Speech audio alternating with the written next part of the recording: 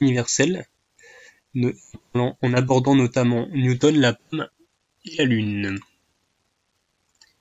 Donc, ça c'est une petite image abordant Newton avec une histoire de pomme.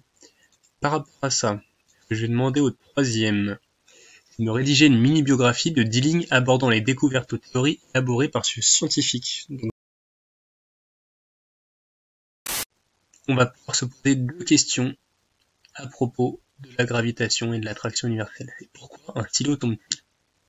Le stylo tombe sur le sol car il n'est pas posé sur un support. Il est posé sur une table. Il ne va pas tomber, mais sinon il va forcément être attiré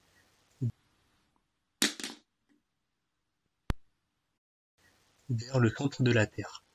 Donc on peut se poser une question similaire avec la Lune. Pourquoi la Lune reste-t-elle en orbite autour de la Terre alors que tous les corps tombent vers la Terre? S'ils tombent vers la Terre, mais la Lune possède une grande vitesse de travers, entre guillemets, reçue lors de sa formation. Donc elle ne s'écrase pas sur le sol, mais la Lune reste en orbite autour de la Terre. Grâce à une vitesse qui va en fait sur le côté, la Lune ne tombe pas. Sinon, elle se cracherait vers la Terre. Alors, si on essaie de comprendre le mouvement de la Lune sur son orbite, il peut y avoir différentes hypothèses. Il n'y en a qu'une qui est valable, mais on peut imaginer ce qui se passe avec le mouvement de la Lune pendant son orbite. Donc ça c'est la Terre, ça c'est la Lune. Il y a forcément un déplacement dû à l'attraction terrestre, le fait que la Lune aille vers la Terre. Donc là, on représente possiblement la Lune, mais il y a aussi la vitesse de travers dont on a parlé précédemment. Si on fait la résultante des deux, eh bien la Lune réellement fait ce mouvement-là tout autour de la Terre. Donc si on prend en compte l'attraction terrestre plus la vitesse qui est de travers, ça fait le mouvement qui est représenté en orange. Donc si on regarde l'hypothèse, la Lune n'a pas de vitesse initiale. Donc il n'y aura que l'attraction terrestre.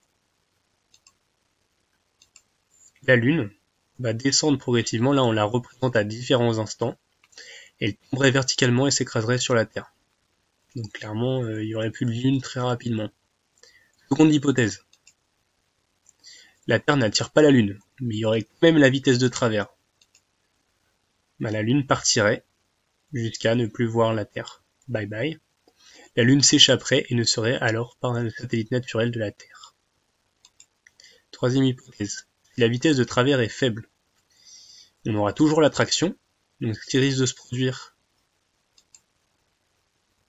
c'est que la Lune se rapproche progressivement de la Terre avec une vitesse de travers faible. Donc elle s'écraserait tout de même, mais en ayant une trajectoire courbe. Maintenant, la vitesse de travers est extrêmement grande, toujours avec une attraction terrestre, mais la vitesse de travers vraiment énorme. Eh bien, elle serait légèrement déviée, mais elle partirait beaucoup trop loin. Et si la vitesse de travers est juste à la bonne valeur, alors, eh bien, on observe un mouvement circulaire autour de la planète.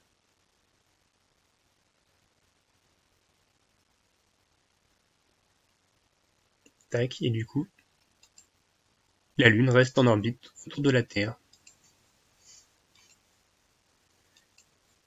Si on représente ça, qu'on a vu au début, mais pour une orbite complète, l'attraction terrestre, la vitesse de travers, la résultante. À un deuxième instant, à un troisième instant, quatrième instant, cinquième instant, sixième instant, septième instant, on obtient un cercle. La Lune tombe indéfiniment, décrivant autour de la Terre un cercle qui la maintient toujours à la même distance, dans un état de chute permanente. Et donc si on fait une analogie avec les planètes autour du Soleil, la trajectoire ne sera pas totalement circulaire mais elliptique, mais on observe ce phénomène, c'est-à-dire qu'on est en chute permanente, mais grâce à une vitesse de travers, on ne finit pas directement dans l'astre.